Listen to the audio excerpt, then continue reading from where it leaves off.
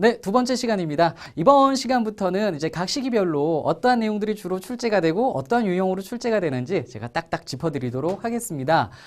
이 시간에는 문제 풀이가 핵심인 그런 강의 아닙니다. 문제를 막 풀어드리거나 뭐 자세하게 내용 정리를 해드리는 그런 시간이 아니라 각 시대별로 어떠한 내용 요소들이 주로 출제가 되었으며 그 다음에 그러한 내용 요소들이 어떠한 조합과 어떠한 유형으로 주로 출제가 되었는지를 짚어드리는 그러한 시간이에요. 그렇게 이해하시고 오셔야 되고요.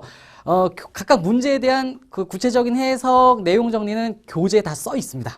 그거 해설 보시고 여러분들 이 시간에는 딱 포인트를 잡는 그런 시간이다라고 인식을 하시고 강의를 보시는 게 좋겠어요. 자, 첫 번째. 이번 시간은 이제 선사시대, 청동시대의 핵심을 체크해 드리는 그러한 시간이 되겠는데요. 구석기, 신석기, 청동기 시대 모습, 그 다음에 고조선 이후 여러 국가의 모습, 이 부분에 관련돼서 제가 좀 언급을 해 드리도록 하겠습니다. 이 구석기, 신석기는 말 그대로 선사시대예요. 그래서 뭐 각종 사료 같은 기록이 아예 없는 그러한 시절이죠. 그래서 우리가 그 유물 유적을 통해서 그 시대의 뭐 경제, 사회 모습을 막 추론해내야 됩니다. 그런 내용들을 여러분들이 다 개념 공부하면서 숙지를 하셨을 겁니다. 그러면 여러분들이 배운 내용들 중에 주로 무엇이 출제가 되는지 제가 좀 짚어드리도록 할게요. 구석기, 신석기 시대에는요, 각 시대의 모습을 비교하는 문제가 나와요. 예를 들면 구석기, 신석기, 청동기 시대 경제생활이 출제가 되고 그 시기에 있었던 구석기, 신석기의 내용을 답지에서 골라내는 그런 문제가 일반적으로 출제가 됩니다. 좀 하나하나 좀 설명해 드리도록 할게요. 내용 요소들입니다. 내용들인데요. 구석기, 신석기, 청동기 시대에는 각 경제생활이 출제가 됩니다. 여기서 말하는 경제생활은요, 식량과 관련된 거예요. 그래서 여러분들은 공부하실 때 구석기, 신석기, 청동기 시대 경제활동, 식량 생산을 어떻게 했는지를 좀 아셔야 되는데 구석기 시대는 식량을 생산하지는 못했었죠. 채집, 사냥, 어로 활동을 통해서 그 식량을 구해 먹는 그런 상황이었고요. 신석기 시대에 가면은 이제 농경이 시작이 되죠. 청동기 시대에 가면은 벼농사가 시작이 됩니다. 이렇게 경제생활을 여러분들이 구분을 해서 인식을 하셔야 됩니다. 그 다음에 각 시대별 유물 유적을 잘 알아두셔야 돼요. 특히 그 시대의 도구를 잘 아셔야 되겠죠. 단순히 구석기 시대는 땡석기, 신석기 시대는 간석기 이렇게 그냥 이름만 구분하시는 것을 좀 넘어서서 눈으로, 사진으로 유물을 구분할 수 있어야 됩니다. 사진이 나왔을 때, 문제 사진이 나왔을 때 이게 땡석기구나, 간석기구나, 이게 구석기 유물이구나, 이게 신석기 유물이구나 구분할 수 있어야 됩니다. 그래서 유물 유적 잘 파악하셔야 되는데 글로 볼 것이 아니라 사진으로도 잘 숙지를 하셔야 된다는 겁니다. 그 다음에 각 시대의 사회 모습도 잘 보셔야 됩니다. 구석기 시대는 무리사회, 신석기 시대는 시족사회, 청동기 시대는 막 계급도 발생을 하고 지배자도 등장을 했었던 그런 모습들 파악하실 필요가 있습니다. 그 다음에 고조선 이후 여러 국가의 그 모습에 대해서도 말씀을 드릴게요. 이 고조선 이후 여러 국가라고 하면 뭐 초기 고구려, 부여, 옥저, 동해, 사만 이런 나라들이 여기 포함이 되는데요. 각 국가의 모습을 비교하고 구분할 수 있어야 됩니다. 그럼 어떤 내용들이 나오는지 볼게요. 지배층 얘기가 좀 많이 나옵니다. 고조선 같은 경우도 위만이라는 지배 세력이 새롭게 등장하면서 고조선 사회가 크게 변하거든요. 그 위만이 등장하면서 나타났었던 그 모습들, 그래서 위만이란 지배층도 파악하셔야 되고요. 그 이후 나타났었던 고조선의 변화도 파악하셔야 됩니다. 그 다음에 또 여러 국가 문제를 낼 때요, 지배층의 이름을 가지고 출제하는 경우도 종종 있습니다. 고구려 같은 경우 뭐 상가, 고추가, 뭐 대로 이런 그 이름들이 나오고요. 또 우리 뭐 옥조, 동해, 사만에도 그 군장들의 이름이 있어요. 읍군, 삼로, 신지, 읍차 이런 이름들이 나오는데요. 그런 그 지배층들의 명칭, 활동 이런 것들을 구분을 하셔야 됩니다. 그 다음에 각 국가별로 법제도들이 있었습니다. 고조선만 해도 8조의 법이 있었고요. 그 다음에 부여, 고구려 같은 경우도 일책 12법 이런 법들이 있잖아요. 그런 법, 제도들을 파악하고 나라들을 구분할 수 있어야 됩니다. 그 다음에 경제활동도 있어요. 고구려 같은 경우는 뭐 약탈경제, 또 옥조 같은 경우는 또 많이 그 생산이 발전을 해서 고구려한테 또 약탈당했었던 각 시기 각 국가별로 경제활동의 모습이 다른데 그 경제활동도 파악을 하셔야 됩니다. 문제에 종종 나오는 편이에요. 근데 제가 말씀드렸던 이 내용들 중에 가장 많이 출제가 되는 게 생활풍습과 관련된 내용입니다. 뭐 고구려의 서옥제, 옥조의 민며느리제 또는 뭐 옥조의 뭐 골장제 또는 뭐 형사취수제 이런 거 있잖아요. 뭐 부여에도 있고 고구려에도 있는 이러한 그 생활풍습들을 구분해낼 수 있어야 됩니다. 또 제천행사도 명칭과 시기가 이 나라별로 좀 달라요. 이런 것들 굉장히 많이 출제가 됩니다. 이 내용 요소들을 잘 파악을 하셔야 된다라는 거예요. 그래서 제가 지금 대략적으로 구석기, 신석기, 청동기, 그 다음에 고조선 이후 여러 국가에서 잘 출제가 되는 빈출 주제들을 잡아드렸는데 이 내용들이 어떠한 유형으로 출제가 되는지 좀 말씀을 드리도록 할게요. 일단 구석기, 신석기 문제는요. 유물 유적이 많이 나오고 그 시대를 묻는 문제가 답지로 제시가 됩니다. 그 다음에 여러 나라 있잖아요. 고조선과 부여, 옥조, 고구려 이쪽은요. 제도 풍속이 자료로 나오고 각 나라를 국가를 구분해내는 이러한 답지가 제시가 됩니다. 좀 더 구체적으로 말씀드릴게요. 구석기, 신석기는요. 아까도 말씀드렸지만은 사료가 있는 시기가 아니에요. 아니기 때문에 유물 유적을 사진으로 줍니다. 사진으로 주는 게 이제 주로 많은데 일부는 글로 주기도 합니다. 때로는 글로 주기도 해서요. 그 자료를 통해서 유물 유적을 파악을 한 다음에 파악한 유물 유적을 가지고 그 시대의 생활 모습을 구분해내는 그러한 문제가 주로 출제가 됩니다.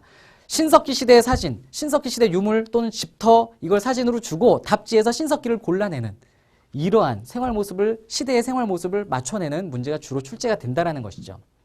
그 다음에 이 제도 풍속 부분으로도 넘어가면은요.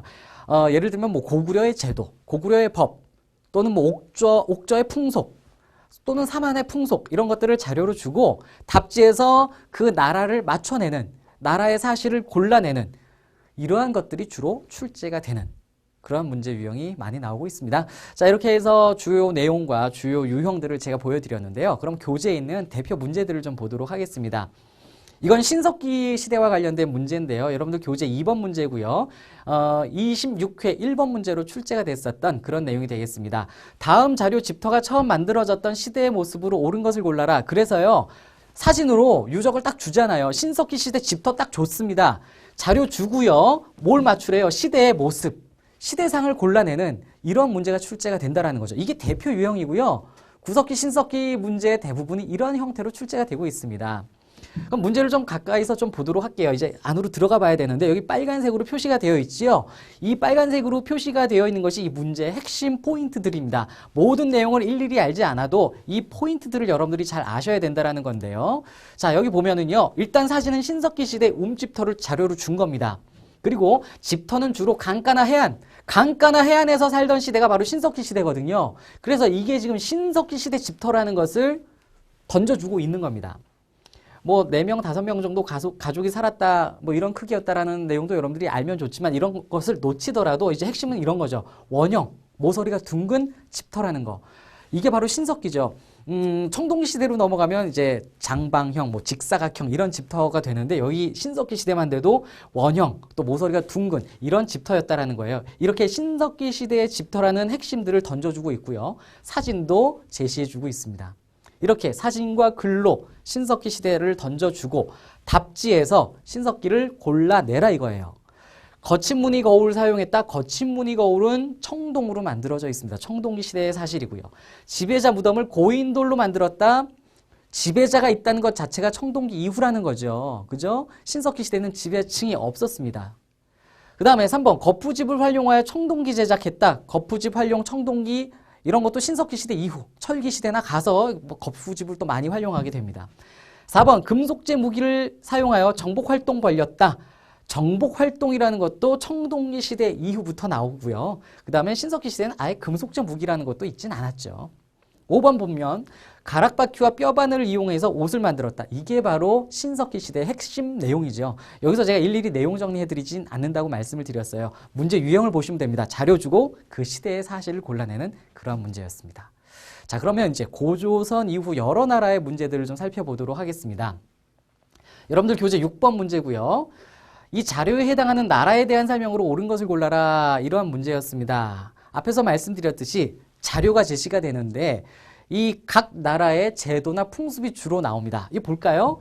장사 지낼 적에 큰 나무 곽을 만드는데 길이가 10여 장이나 되면 한쪽 머리를 열어놓아 문을 만든다. 사람이 죽으면 모두 가매장 일단 가매장 했다가 뼈를 추려서 곽 속에 안치하고 집안 식구들을 하나의 곽에다 넣어놓는 이러한 풍습 바로 옥저의 골장제 풍습이죠. 이걸 자료로 준 겁니다. 삼국지 동의전 중국 사료예요. 당시 내용은 중국 사료에 대부분 남아 있습니다. 이렇게 해서 풍속을 사료로 주는 경우가 여러 나라 문제, 초기 국가 묻는 문제에서 일반적인 형태예요. 자, 이렇게 자료를 주고 이 풍습이 있었던 나라를 골라내라 이겁니다. 그래서 답지에서 그걸 골라내시면 되는 거예요. 결혼 풍속으로 민며느리. 자, 민며느리가 옥저죠? 답은 1번인 거예요. 그 다음에 10월의 동맹. 동맹은 고구려 행사죠. 단군 과마 반어피 특산물. 이거는 동해의 모습입니다. 남의 물건 훔쳤을 때 12배, 1책 12법. 이게 부여 고구려의 풍습이 되겠습니다. 다른 풍족의 경계를 침범하면 가죽이나 노비로 변상하는 거. 이게 동해의 책화라는 것이죠. 여러분들 교재에 보면은 이렇게 핵심 포인트가 표시가 되어 있고 거기에 이 설명까지 다 붙어져 있죠. 예, 이렇게 문제에서 핵심을 파악하시고 그 나라를 골라내시면 되는 거예요. 교재에서 이런 형태로 되어 있는데 제가 여러분들에게 말씀드리고 싶은 거는 이거예요.